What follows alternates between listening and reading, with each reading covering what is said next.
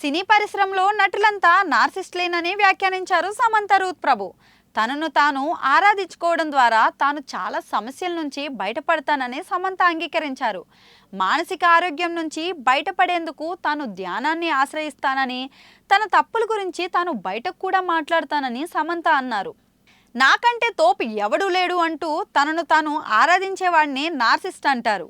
Myositis అనే auto immune వ్యాధితో పోరాడుతూనే అదే సమయంలో నాగ చైతన్య నుంచి విడాకులు తీసుకోవడం తన మానసిక ఆరోగ్యంపై ఎలాంటి తీవ్ర ప్రభావాన్ని చూపించిందో బహిరంగంగా చెప్పిన సమంత రూత్ ప్రభు ధ్యానంతో అన్నిటినీ ఎదుర్కొన్నానని తెలిపారు. జీక్యూ ఇండియా ఇంటర్వ్యూలో సమంత రూత్ ప్రభు మాట్లాడుతూ ధ్యానం తన మానసిక ఆరోగ్యాన్ని మేనేజ్ చేయడానికి, ఆరోగ్యంగా ఉండటానికి సహాయపడింది.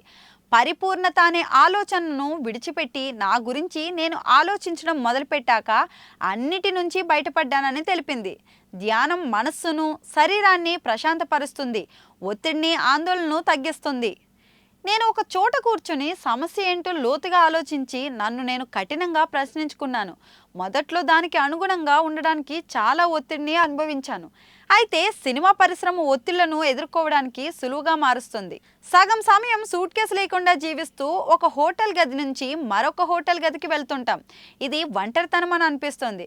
కానీ ఈ ఉద్యోగం మీ చెత్త అభద్రతలను, మీ అతిపెద్ద రాక్షసులను దూరం చేస్తుంది. నటులు నార్సిస్ట్గా ఉంటారు. ఇది స్వీయ విధ్వంసానికి ఒక రెసిపీ అని సమంత అన్నారు.